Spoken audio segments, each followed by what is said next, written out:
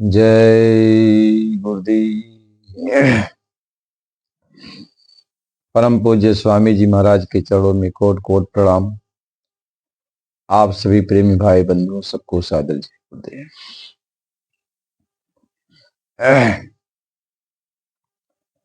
आज का सत्संग है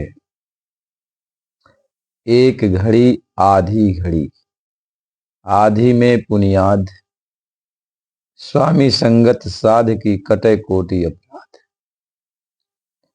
घड़ियों की आधी घड़ी भाव भक्ति में जाए, सत्संगत पल ही भली जम का धक्का न खाए। आज सत्संग की महिमा के बारे में आपको थोड़ा बहुत समझाया जा रहा है।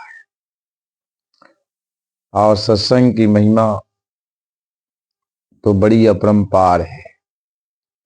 इसकी महिमा तो अगाध है, अबोध है। इसकी महिमा तो गाई नहीं जा सकती। थोड़ा बहुत इशारा तो किया जाता है।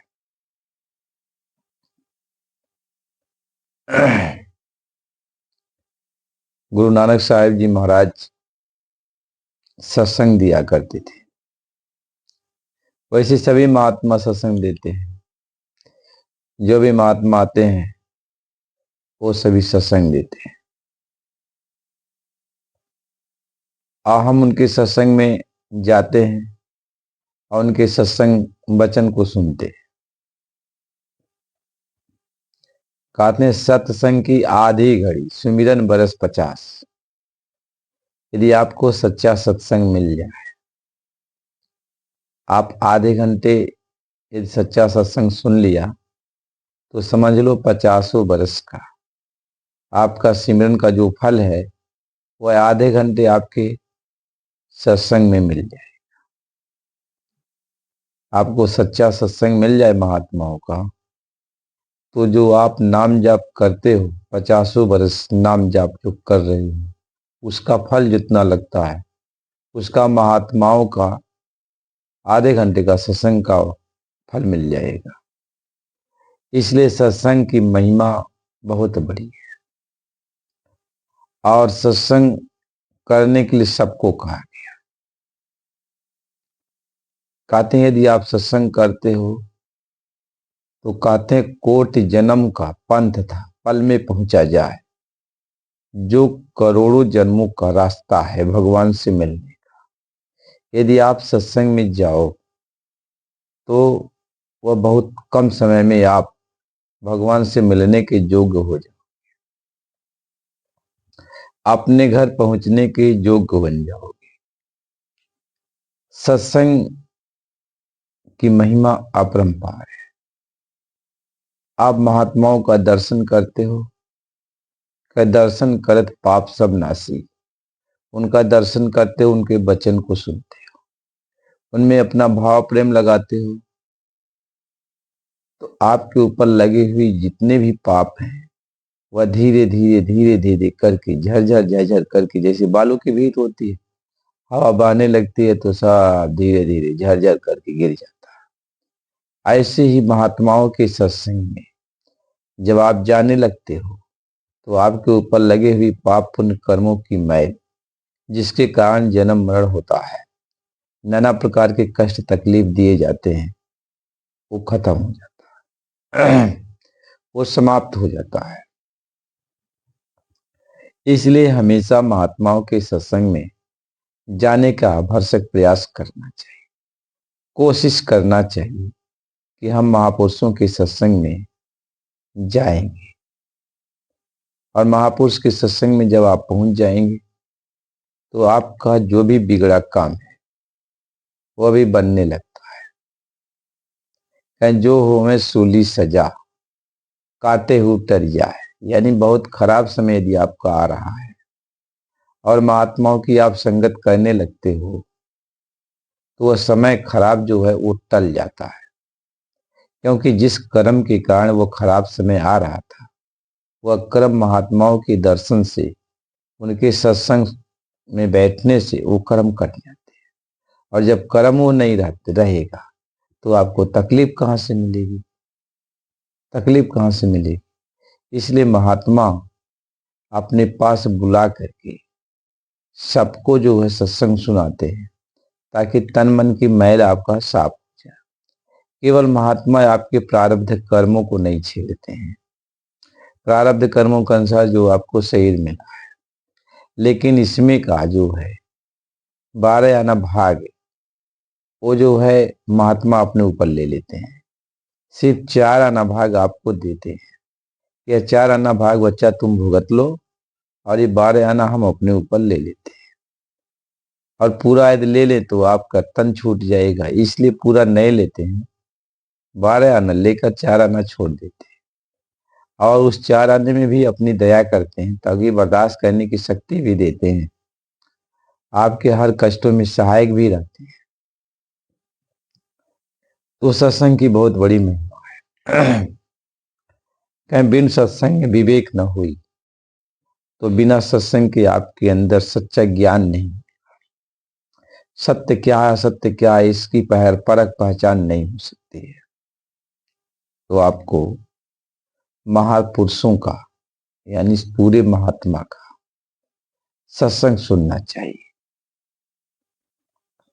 पूरे महात्मा मिल जाते हैं तो आपका काम बन जाता है। और यह मानव शरीर पाने का उद्देश्य ही है कि आपको पूरे महात्मा की खोज करनी चाहिए, और उनका साथ कर लेना चाहिए, उनकी संगत सोहबत कर लेनी चाहिए। मानव जन्म यदि आपको मिल गया तो पहला काम आप यही करो कि आप महात्माओं की खोज करो। अपने जीवन का लक्ष्य बना लो कि हमको तब तक शांति नहीं है जब तक हमको महात्मा सच्चे मिल नहीं जाए। तो सच्चे महात्मा की आप खोज करो। तो सच्चे महात्मा जब मिल गए तो मानव जीवन का जो उद्देश्य था पहला, वो पूरा हो गया। अब महात्मा जो मार्ग आपको बताएंगे, जैसे आपको वो चलाएंगे, जिस रास्ते पर लगाएंगे, यह महात्मा का काम है, और उनके वचन को मानना ये आपका काम। लेकिन जो आपका उद्देश्य था वह आपका पूरा हो गया कि महात्मा मिल गए, तो फिर आपका ये जन्म मरण का बंधन अब कट जाएगा। आप जन्म मरण के बंधन से आजाद हो जाओगे। फिर नरकों और 84 का जो अग्नि है यह सहना नहीं। इसलिए सारे कामों को छोड़कर सत्संग करो, सत्संग करते रहो, और करते करते करते करते एक दिन आप मालिक से मिल जाओगे। गुरु महाराज जी कहा करते, बच्चा सत्संग सुनाते सुनाते परिवर्तन हो जाएगा। तुम शाम को सोए रहोगे, सुबह कुछ का कुछ हो जाएगा। तो सत्संग जब सुनोगे तो सब बातें समझ में आ जाए। सत्संग सुनते सुनते सब बातें समझ में आ जाएंगी। आपको ये समझाया जाता है। एक जो है महात्मा जी थे, तो वो सत्संग दिया करते थे, तो सभी लोग आया जाया करते थे। तो एक चोर आया, वो अभी महात्मा का सत्संग सुना करता था, सत्संग सुना करता था। तो सत्संग सुनते सुनते उसके अंदर इच्छा जाग गई भजन करने के लिए। तो महात्मा जी से कहा कि हमको भजन करने का रास्ता दे दीजिए। तो महात्मा जी ने कहा तुम क्या करते हो? तो उन्होंने कहा मेरा पेशा है, मैं चोरी करता हूँ। कहे तुम चोरी करते हो तो इसको छोड़ना पड़ेगा, तब हम तुम्हें जो है नाम दीक्षा देंगे, भजन करने का मार्ग बताएंगे। तो कहा बाबा जी हमने और कोई धंधा सीखा ही, यही मेरी रोजी रोटी है, और इसको मैं छोड़ नहीं पाऊंगा, मैं इसको छोड़ नहीं पाऊंगा। हमको रास्ता दे दीजिए। जिद करने लगा। तो महात्मा जी ने कहा ठीक है हम तुम्हें रास्ता दे देंगे, लेकिन एक बात मेरी मानोगे? कहा आप बताइए। महात्मा जी ने कहा तुम झूठ मत बोलना, मेरी एक बात को मान लो, झूठ मत बोलना। का ये बात हम मानते। कहे तुम चोरी करो लेकिन झूठ मत बोलो। तो अब ये बात वो गठिया लिया कि महात्मा जी ने कहा है कि आप झूठ मत बोलना। तो वो चोरी करने के लिए निकला ना, रास्ता तो पा गया भजन करने का। तो जब उसको जरूरत पड़ी, कुछ खर्चा वर्चा की कमी पड़ी, तो रात को निकला चोरी चोरी चोरी चोरी करने के लिए निकला। तो चोरी करने के लिए जा रहा था, तो रास्ते में एक आदमी मिला। तो उस चोर ने पूछा तुम कौन हो? तो कहा कि मैं भी चोर हूं। तो चोर ने कहा आखिर तुम इस समय क्या कर रहे हो? कहा मैं भी चोरी करने के लिए जा रहा। तो चोर ने कहा तो बताओ कहाँ चलें चोरी करने के लिए? तो कहा चलो राजमहल में चोरी करने के लिए चला जाए। तो दोनों चले गए राजमहल में चोरी करने के लिए। तो वहां जो है गए तो चोरी किया, यानी जो यहाँ खजाना रखा हुआ था वहां पहुंच गए। तो जो बक्सा था, जो तिजोरी था, उसको, उसमें जो ताला लगा था उसको तोड़ा गया। तो जो तोड़ा गया तो उसमें 3 लाल निकला। 3 लाल निकला तो 3 लाल निकाला चोर ने, तो कहा कि भाई देखो, एक लाल तुम ले लो, एक लाल मैं ले लेता हूँ। यह लाल है, तोड़ा नहीं जा सकता, तो इसको इसी बक्से में, तिजोरी में रख दिया जाए। तो तिजोरी में रख दिया और फिर दोनों बाहर निकले। तो जो चोर था वह जल्दी जल्दी में चला गया, लेकिन राजा, ये जो दूसरा चोर था, पूछ लिया कि भाई तुम्हारा घर कहाँ है, हमको बता दो, फिर कभी चोरी करना होगा तो हम आपके पास आ जाएंगे। तो उसने अपना पता बता दिया। लेकिन दूसरा जो चोर था, जो नया वाला, उससे चोर ने पूछ नहीं पाया कि आखिर तुम कहाँ रहते हो। वह चोर तो अपने घर चला गया। तो जब सुबह हुआ तो हल्ला मच गया कि राजमहल में चोरी हो गई। तो चोरी हो गई तो मंत्री जी गए खजाने में, जहाँ खजाना था। तिजोरी को देखा, बक्सा को उठाया, ताला तो टूटा हुआ था। तो बक्से में देखा एक लाल है। तो मंत्री ने सोचा कि अब चोरी हो गई है तो कौन जानेगा। उस लाल को निकाल लिया और अपने जेब में रख लिया। अब इसके बाद बड़ी खोजाहट हुई कि भाई चोर का पता लगाओ, तो कहीं चोर का पता नहीं चला। तो राजा ने कहा कि मैं एक चोर को जानता हूं, उस चोर को जाओ लेके आओ। तो राजा ने पता बताया। तो उस चोर के पास सिपाही पहुंच गए। तो वहां जब पहुंच गए तो उसने कहा, उस सिपाही ने कहा कि राजा ने तुमको बुलाया है, क्या तुम चोर हो?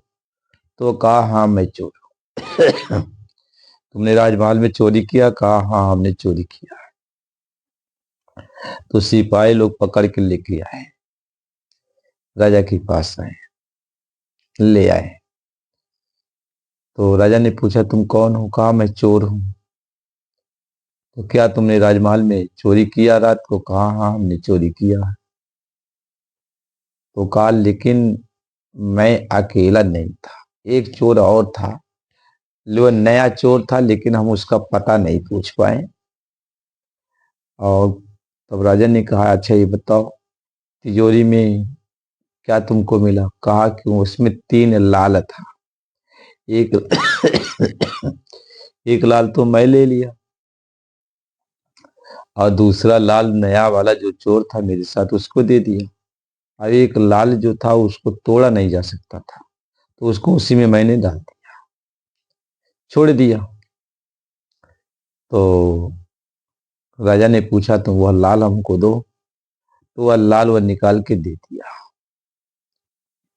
तो उसके बाद जो है दूसरा जो लाल है राजा अपनी जेब से निकाला। राजा दूसरा लाल अपनी जेब से निकाल के दे दिया, कहा कि दूसरा चोर तो मैं। अब तीसरा लाल मंत्री जी से पूछा राजा ने, मंत्री ये बताओ तीसरा लाल कहाँ गया? अब मंत्री हक्का बक्का कहने लगा, हाँ राजन जब चोरी हो गई तो हमें पता नहीं। राजा ने कहा पहल तो सुबह तुम ही गए थे जांच पड़ताल करने के लिए। तो जब राजा ने सख्ती बरती तब मंत्री ने वह जो है लाल निकाल के दिया, लाल निकाल के दिया। तो राजा विचार करने लगा कि यह चोर चोरी तो किया लेकिन झूठ नहीं बोला। इसको एक गम नहीं हुआ कि मुझे क्या सजा दी जाएगी। झूठ नहीं बोला और सत्य बोला। तो ऐसा सत्यवादी यदि हमारा मंत्री मिल जाए तो हमारा राज का सुचारू रूप से चलने लगेगा। यह सोच करके राजा ने मंत्री से कहा, मंत्री आज से तुम जाओ घर, आज से हो गई तुम्हारी छुट्टी। और चोर को बना दिया मंत्री। अब राजा राज का आराम से कहने लगा और चोर चोर जो है ईमानदारी से अपना काम करने लगा, ईमानदारी से काम करने लगा। तो महात्माओं की ये सीख है कि महात्माओं की वचन मान लेने से परिवर्तन हो जाता है। एक वचन वो मान लिया तो वो चोर से मंत्री बन गया और ईमानदारी से फिर काम करने लगा, सुख सुविधा से रहने लगा। तो महात्मा ये समझाते हैं, तो महात्माओं की संगत करना, उनका सत्संग सुनना आपके जीवन को बदल देगा। जन्म मरण के बंधन भी कट जाएंगे, लोक और परलोक दोनों आपको, दोनों तरह से आपको सुख मिल जाएगा। इसलिए सच्चे महात्माओं की खोज करो, उनका सत्संग सुनो। यही मानव जीवन का उद्देश्य है। अगला सत्संग फिर आपको अगली वीडियो में दिया जाएगा। आप चैनल को लाइक और सब्सक्राइब कर दीजिए। जय गुरुदेव।